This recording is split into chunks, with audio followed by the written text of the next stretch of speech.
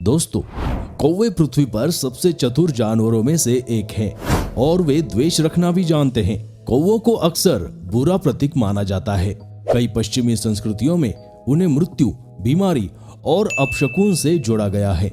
किसान हमेशा कौवों पर फसल चुराने का आरोप लगाते हैं और शहरवासी उन्हें उपद्रव करने वाला मानते हैं। लेकिन ये पक्षी उतना ही आकर्षक, अनुकूलनीय और डरावना माना जाता है। इस एपिसोड में हम आपके लिए कौवों के बारे में कुछ आश्चर्यचकित तथ्य लेके आए हैं, जिन्हें सुनने के बाद आप हक्का बक्का रह जाएंगे। उससे पहले दोस्तों, अगर आप इस चैनल पे नए हैं तो आपसे रिक्वेस्ट है कि इस चैनल को सब्सक्राइब करके इस वीडियो को शेयर करना ना भूलिए। तो चलिए शुरू करते हैं। फैक्ट नंबर 1, बड़े कौवे भाई बहन अपने माता पिता को नवजात चूजों को पालने में मदद कर सकते हैं। दोस्तों, बहुत से बुद्धिमान जानवरों की तरह अधिकांश कौवे काफी सामाजिक होते हैं। अमेरिकी कौवे साल का अधिकांश समय जोड़े में या छोटे परिवार समूहों में बिताते हैं। सर्दियों के महीनों में वे अपने सैकड़ों या हजारों साथियों के साथ रात में एक विशाल सांप्रदायिक इकाई में सोने के लिए एकत्र होते हैं, जिसे बसेरा कहा जाता है। बड़े कौवों को अक्सर शिकारियों से अपने माता पिता के घोंसले की रक्षा करते देखा जा सकता है। अन्य सेवाएं जो वे प्रदान कर सकते हैं उनमें माता पिता के लिए भोजन लाना या उनके छोटे भाई बहनों को सीधे खाना खिलाना शामिल है। एक अध्ययन में पाया गया है कि सर्वेक्षण में शामिल 80% अमेरिकी कौवों के घोंसले में मदद का हाथ था और कुछ पक्षी नियमित घोंसला सहायक बन जाते हैं और आधे दशक से अधिक समय तक अपने माता पिता को सहायता प्रदान करते हैं। फैक्ट नंबर 2, एक मृत कौवे को देखकर 100 या अधिक जीवित कौवों की भीड़ आकर्षित हो जाती है।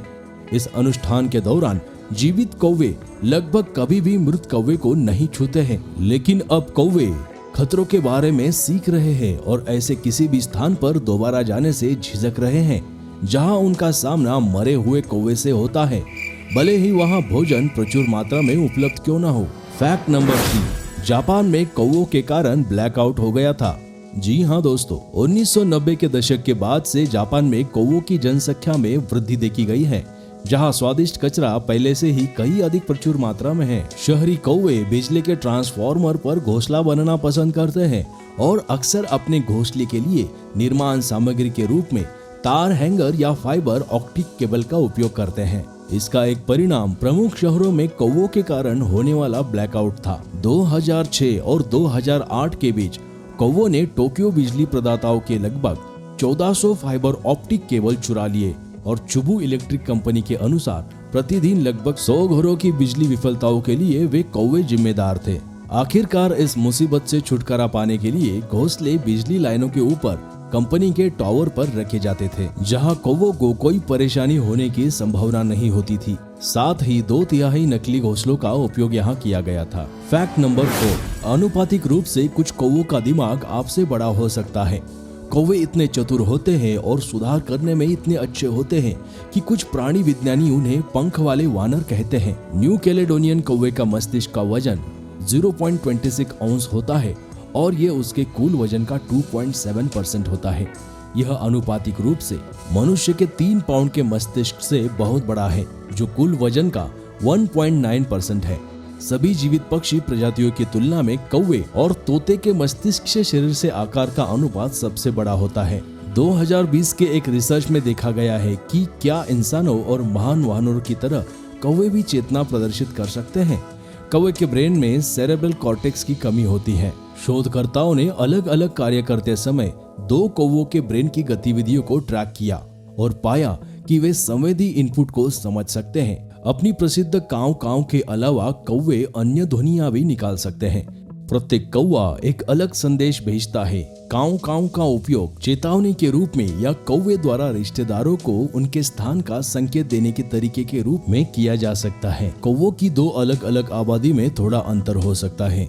पक्षी विज्ञानी जॉन एन मार्जलाफ और लेखक टोनी एंजल ने अपनी 2005 की पुस्तक in the company of crows and ravens में उल्लेख किया है कि इन पक्षियों की आवाज रीजनल रूप से भिन्न होती है, जैसे मानव बोलियां जो घाटी से घाटी तक भिन्न हो सकती है। यदि कौवा अपना सामाजिक समूह बदलता है तो पक्षी लोकप्रिय बच्चों की तरह बात करके उसमें घुलने मिलने की कोशिश करते हैं। जब कौवे एक नए झुंड में शामिल होते हैं तब वे झुंड के प्रमुख सदस्यों की आवाज की नकल करके झुंड की बोली को सीखना चाहते हैं। Fact number 6। ये फैक्ट जानकर शायद आपको हैरानी होगी कि कुछ कौवे ट्रैफिक लाइट्स भी पढ़ सकते हैं।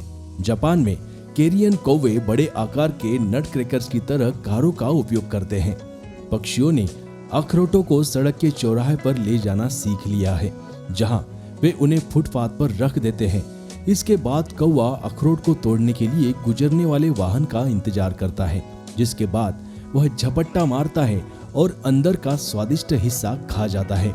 आमतौर पर कौवों को कुचला नहीं जाता, क्योंकि उन्हें पता चल गया है कि ट्रैफिक लाइट का क्या मतलब होता है। सड़क पर बिना टूटे अखरोट को रखने के लिए नीचे उठने से पहले कैरियन कौवे ट्रैफिक सिग्नल के रेड होने की इंतजार करते हैं। जैसे ही बत्ती हरी हो जाती है, कौवा दूर से नट को कुचलते हुए देखने के लिए उड़ जाता है।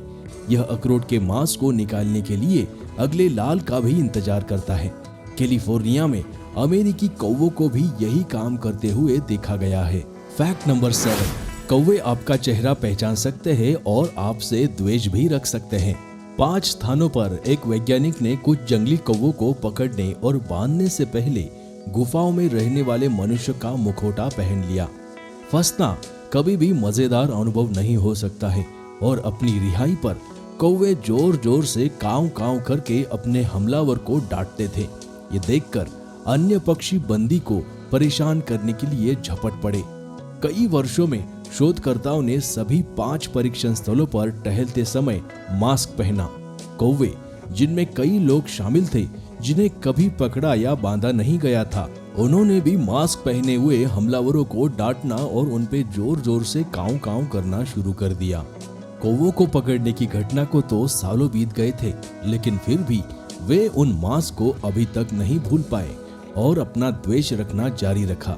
दोस्तों, आशा करते हैं कि कौवों के बारे में ये जानकारी आपको अच्छी लगी हो। कृपया करके इस चैनल को सब्सक्राइब करके वीडियो को शेयर करना ना भूलिए। मिलते हैं नेक्स्ट एपिसोड में।